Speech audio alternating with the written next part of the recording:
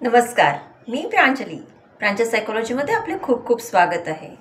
आज आपण न आवडणाऱ्या, न पटणाऱ्या अशा व्यक्तींसोबत कसं डील करायचं याबद्दल बोलणार आहोत. प्रत्येकाच्या आयुष्यात असं कोणी नाही कोणी असतं की ज्याच्याशी आपला 36चा आकडा असतो, म्हणजे मुळीच आपलं जमत नाही.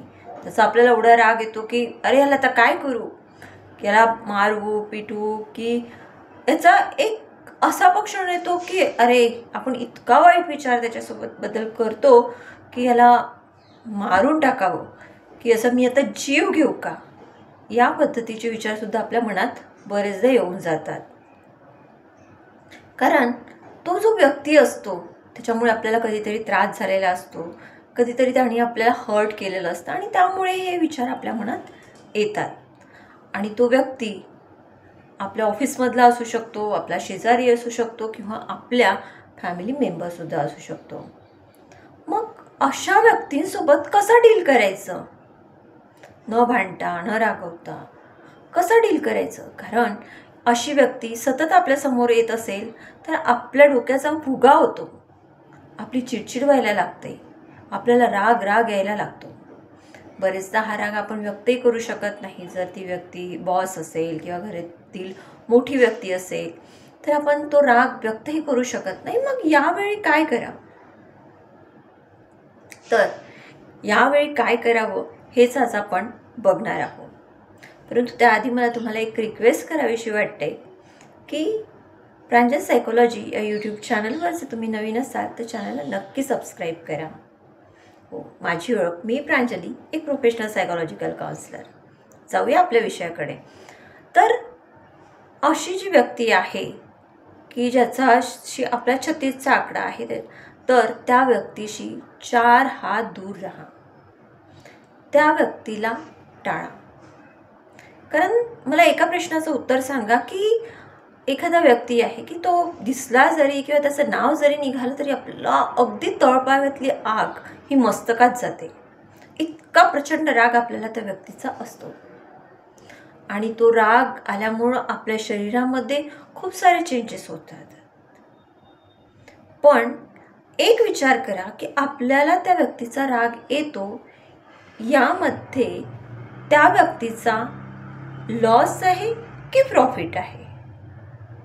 पुन्हा एका, ज्या व्यक्तीचा आपल्याला राग येतो त्या व्यक्तीचा आपल्याला राग येत असल्यामुळे त्या व्यक्तीला प्रॉफिट होतं की लॉस होतं? तर खरं म्हटलं तर काहीही होत नाही. प्रॉफिट पण नाही आणि लॉस पण नाही. त्याला लॉस कसला? तुमच्या मनात ती धगधग सुरू आहे, तुमच्या मनात ती चिडचिड सुरू आहे, तुमचा बीपी अप अँड डाऊन होतोय, तो निवांत आहे, अगदी निवांत, त्याला काही पडलेलं नाही आहे तुमच्याबद्दल. कदाचित त्याला आनंद होऊ शकतो, पण तोही फार क्वचित. जर ती धगधग, ती ज्वाला तुमच्या मनातली त्याला दिसली तर.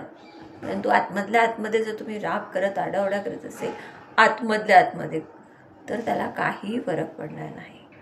परंतु त्या उलट तुमच्याबद्दल आपण विचार करूया, म्हणजे आपल्या स्वतःबद्दल आपल्याला आपण विचार करूया की ज्यावेळी आपल्याला एखाद्या व्यक्तीचा खूप राग येतो तर त्याचे आपल्याला काय फायदे आणि तोटे आहेत, म्हणजे काय लॉस अँड प्रॉफिट आहे. प्रॉफिट 0%. काय प्रॉफिट होणार आपल्याला राग येऊन? बट लॉस खूप मोठा आहे, प्रचंड लॉस. की काय तुम्हाला माहिती आहे का, ज्यावेळेस आपल्याला एखाद्या व्यक्तीविषयी राग येतो, राग येणे म्हणजे काय, तर आपल्या मनात निगेटिव्ह विचार येणे. आणि ज्यावेळेस आपल्या मनात निगेटिव्ह विचार येतो त्यावेळेस आपल्या शरीरात निगेटिव्ह हार्मोन्स सिक्रेट व्हायला लागतात आणि ते वेगवेगळ्या प्रकारे आपल्या शरीरावर, मानसिकतेवरच नव्हे तर आपल्या शारीरिक हेल्थवर सुद्धा खूप वाईट परिणाम करतात.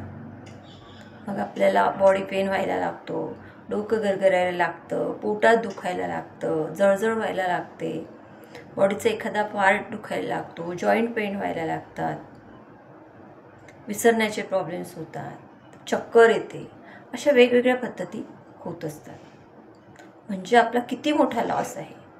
जर आपल्याला हा आपला लॉस होऊ द्यायचा नसेल तर आपण काय करायला हवं, त्याचे 2 उपाय आहे. उपाय 1 की अशा व्यक्तीपासून दुरी ठेवा, अशा व्यक्तीपासून दूर राहा, डिस्टन्स ठेवा, त्याच्याबद्दल विचारही करू नका आणि समोर आला तरीही आपण त्याला ओळखत नाही असं बिहेव करून राहा. त्याच्या संपर्कात येण्याचा प्रयत्न करू नका, त्याच्यापासून अलिप्त राहा. नुसतं शरीरानेच त्याच्यापासून अलिप्त राहू नका, तर मनाने सुद्धा त्याच्यापासून डिटॅच व्हा. कारण बरेचदा काय होतं, आपण डिसाईड करतो की मला याचा विचारही करायचा नाही आणि तो व्यक्ती जर वारंवार समोर येत असेल तर आपल्या मनात विचार येतात. तेव्हा प्रयत्न करा, जर पॉसिबल असेल तर त्या व्यक्तीपासून दूर राहण्याचा प्रयत्न करा. म्हणजे आपोआप हळूहळू आपल्या डोळ्यासमोर तो येणार नाही आणि त्याचे विचारही आपल्या मनात येणार नाही. सेकंड, तुम्ही म्हणाल की ठीक आहे, हे जर थोडा दूरचा व्यक्ती असेल तर पॉसिबल आहे. परंतु जर व्यक्ती घरातील असेल किंवा आपला बॉस असेल तर काय करायचं. फर्स्ट एक्झाम्पलसाठी आपण बॉसचं उदाहरण घेऊया. की जर आपला बॉस असेल आणि त्याचा आपल्याला कितीही राग येत असेल, खूप राग येतोय, आपण बॉस तर चेंज करू शकत नाही, आपण बॉस चेंज करू शकत नाही. एक तर आपल्याला आपला जॉब चेंज करावा लागेल, आपला जॉब सोडावा लागेल आणि आपल्याला आपली फॅमिली आहे, आपलं खाणं पिणं आपल्या जॉबवर आहे, तर आपण जॉब सोडू शकतो का? नाही. किंवा जर तो व्यक्ती आपल्या कुटुंबातील आहे, आपल्या कुटुंबातील आपला भासरा आहे, नणंद आहे, जाऊ आहे, और अदर एनी रिलेटिव्ह आहे, तर त्यावेळी आपण सोडून तिथून जाऊ शकत नाही आणि त्या व्यक्तीलाही आपण दूर करू शकत नाही. मग अशा वेळेस काय करायचं, तर अशा वेळेस आपण पॉझिटिव्ह वाइब्स तयार करायचे.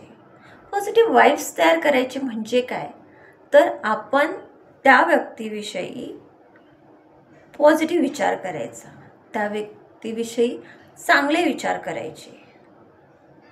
म्हणजे फॉर एक्झाम्पल की तुमची ॲक्च्युली मी हे उदाहरण पर्सनली किंवा कुणाला वाईट वाटावं म्हणून देत नाही आहे हे, पण इन जनरल जावाजावांमध्ये मत्सर असतो, सासू सुनेमध्ये तुतू मैमे असते आणि नणंद भावजईमध्ये सुद्धा तुतू मैमे असते.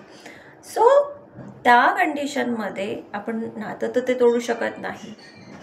त्या कंडिशनमध्ये फॉर एक्झाम्पल एखाद्याची नणंद आहे किंवा भावजई आहे, वाईस वर्सा काहीही असू शकतं, तर त्यावेळी तुम्हाला काय आहे ना, नणंद 4 दिवसासाठी येते आणि सगळा गोंधळ करून ठेवते, मला उगाच उपदेशाचे डोस वाजते, सासूचे कान भरते, एक्सेट्रा एक्सेट्रा एक्सेट्रा. सो तुम्ही त्या नंदेविषयी पॉझिटिव्ह थिंकिंग करा की आपल्या नंदेचं छान व्हावं, तिचा संसार खूप छान राहावा, तिने सगळ्यांसोबत छान राहावं, तिची भरभराट व्हावी, एक्सेट्रा एक्सेट्रा एक्सेट्रा. त्यामुळे काय होईल की जे पॉझिटिव्ह वाइब्स आहे आणि वाइब्स पोहोचतात, तर तुम्ही त्या व्यक्तीविषयी जर चांगले विचार करायला राहिला तर ती व्यक्तीमध्ये सुद्धा हळूहळू परिवर्तन होईल.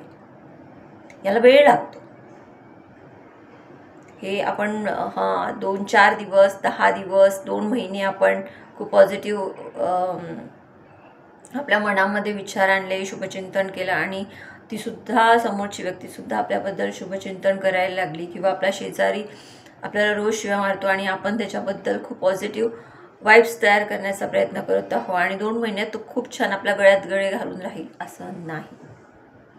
ही खूप मोठी प्रोसेस आहे. ही एक प्रकारची थेरपी आहे. सायकोलॉजिकल लँग्वेजमध्ये बोलायचं म्हटलं तर ही एक थेरपी आहे. आपण ज्या प्रकारे आपले थॉट्स चेंज करू शकतो त्या प्रकारे आपण दुसऱ्यांचे सुद्धा थॉट्स चेंज करू शकतो.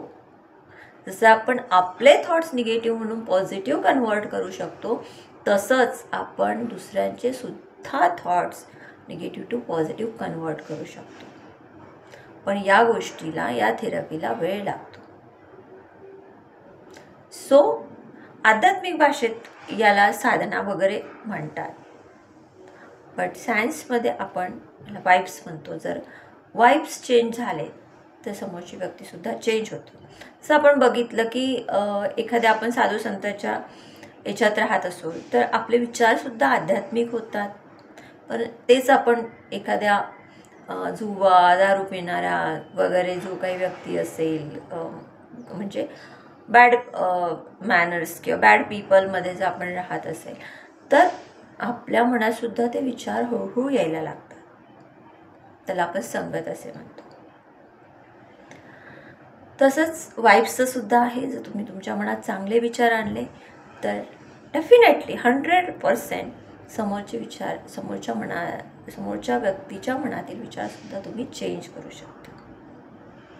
सो या 2 प्रकारे आपण आपल्याला न आवडणाऱ्या न रुचणाऱ्या व्यक्तीला चेंज करून आपलं रिलेशन खूप चांगल्या प्रकारे मेंटेन करू शकतो आणि आपली चिडचिड, आपलं होणारं नुकसानही वाचवू शकतो. प्रांजल सायकोलॉजी या चॅनलवर जर तुम्ही नवीन असाल तर चॅनलला प्लीज सबस्क्राईब करा. आणि मी आपल्या सर्वांची मागते की ॲक्च्युली माझे कंटिन्यू व्हिडिओज देणं पॉसिबल होत नाही आहे काही कारणास्तव. त्याबद्दल मी क्षमस्वाह. पण जसं होईल तसं मी माझे व्हिडिओज अपलोड करत राहील. So be in touch. आणि व्हिडिओला लाईक करा आणि आपल्या फ्रेंड सर्कलमध्ये तो शेअर करायलासुद्धा विसरू नका.